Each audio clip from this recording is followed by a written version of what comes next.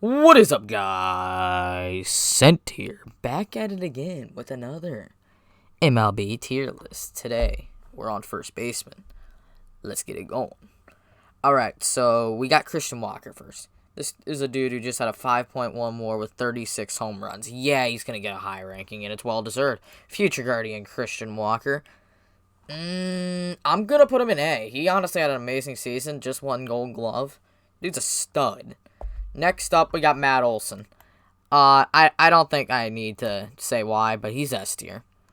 I know he didn't have the most incredible season this year, but it's Matt Olson. You expect to get a solid year out of Matt Olson every single year. You get a pretty good one. He's been amazing in Oakland before, and we're going to keep him there.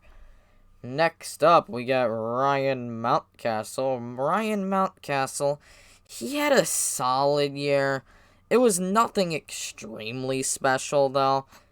Like, if he played a position like second base, he would be ranked around B tier. But I feel like he's going to stay in C tier just for first baseman. But that can be changed. I can move him up to B tier if I need to. And next up, we got Bobby Dalbec. Bobby Dalbec had a very bad season this year, but I'm going to put him in C tier. I feel like he can get up to B tier in the future.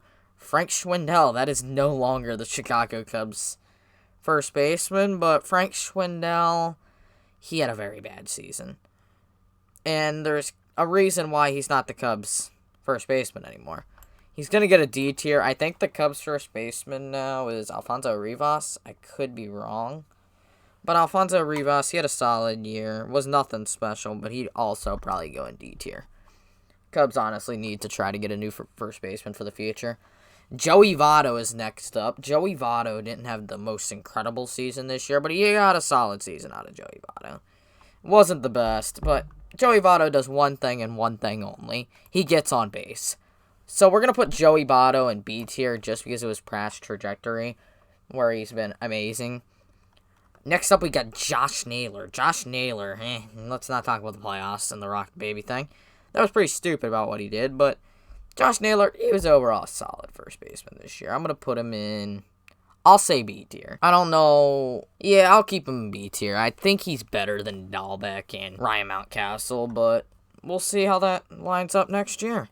CJ Cron is next up. CJ Cron, he didn't have the most incredible season this year, but CJ Cron's had good seasons in the past, so I'm going to put him in B tier. CJ Cron's had some great seasons in the past. Next up, we got Jose Abreu. Jose Abreu, always quietly one of the best first basemen in baseball. He's earning himself an S tier. And he's a future Guardian. Next up, Spencer Torkelson. Yeah. Sorry, Torque, but you're going D tier. You'll move up in the future, though. I'll give you that. But as of now, you didn't have a great season. But you'll get better in the future. I will kind of guarantee it. I mean, I hope he does. Next up, we got Yuli Gurriel. Yeah, he won a chip and everything, but he didn't have a great year this year. Sucks the way he got injured late in the season. Like, I think it was Game 5 of the World Series he got hurt. Yeah, that sucked to see, but at least he got a ring. I'm going to put him C tier. I don't know how much longer he's going to be in the MLB, given that he's approaching, I think, 39 years old. He's going to be close to that at the start of next season. I bet he'll play a couple more seasons, but he's getting up there in age. Next up, Carlos Santana. He no longer is a Royal, as that hat will show you on the tier list, but I'm going to put him in C tier. He's now a Mariner. Next up, Jared Walsh. Jared Walsh had a pretty solid season. He was hurt a lot, though, which kind of hurt him, but I'm going to put him in B tier. He's a solid first baseman. Next up, Freddie Freeman. Nobody's denying S tier. Next up, Jesus Aguilar. He is no longer a Marlin anymore. He is now a Baltimore Oriole, I think. I don't know if he's with them anymore, but he didn't have a great season. He's overall not a great defender. That's going to hurt him a little bit. And I'm going to put him in C tier just because he's had a couple solid years in the past. 2021 was pretty solid with Miami. Next up, Rowdy Tellez. Rowdy Tellez, he hit 35 bombs this season. You can't ask for a lot more from a first baseman. Fielding is really bad, though. But he had an OPS plus of 115, so I'm going to put him in B tier. Rowdy Tellez had a quietly great season this year. Miguel Sano, he was hurt most of the year, so it's hard to rank him. But I'm going to put him in D tier because when he did play, it was really bad. Although I feel like he can be moved back up to C tier in the future, but we'll see. Pete Alonso is next up. He is going right into the A tier. I know people would probably want him in S tier, but I think the same thing with Anthony Rizzo. I'm also going to throw him in A tier, too. Sucks he's not a Guardian, but hey, it'll happen in the future, hopefully. Next up, we got Seth Brown is next. Seth Brown, he actually had a quietly solid season this year. He had 116 OPS plus. People are honestly going to underrate him a little bit. He had 25 bombs. I'm going to put him in B tier. That's a pretty solid season. Seth Brown had a great year that nobody talks about. Next up, Rhys Hoskins. Rhys Hoskins. This guy made himself a World Series this year. Hey, I'm going to put him in B tier. He had a great season. Next up, Michael Chavis. Michael Chavis. He didn't have a great season this year. Michael Chavis, I'm going to put in D tier. Sucks that there's so many D tier first basemen. Just guys that have not had great seasons. You kind of hate to see it, but hopefully they turn their career around next season. Next up, we got Eric Hosmer. He didn't have a great season. That's one thing that's going to hurt him. But I'm going to put him in C tier just because he's had some solid past seasons, but he kind of had a bad season this year.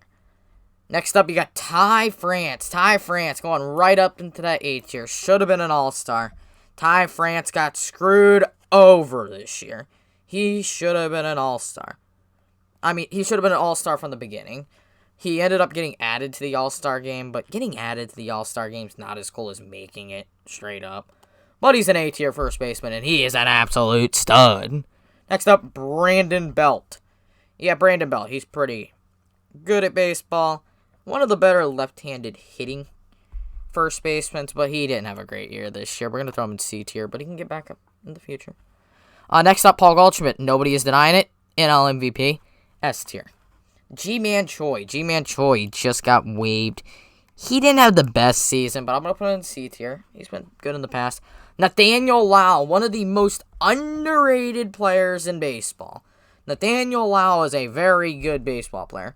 Dude just hit 302. I don't use batting average a lot, but he had an 851 OPS and a 141 OPS plus. He's honestly knocking on the door of S tier. Nobody talks about it, but he's in A tier. Next up, we also got Vlad, also a guaranteed S tier. And then Josh Bell. I'm going to put Josh Bell in A tier. Josh Bell had a very good season this year. I look for him to keep it going next season. And while apparently the Padres want Jose Abreu, Josh Bell, maybe you're a future Guardian. I hope so. It'd be nice to have that bat in the lineup. That's going to pretty much do it for the first baseman video. I'll see y'all in the next one. See ya and goodbye.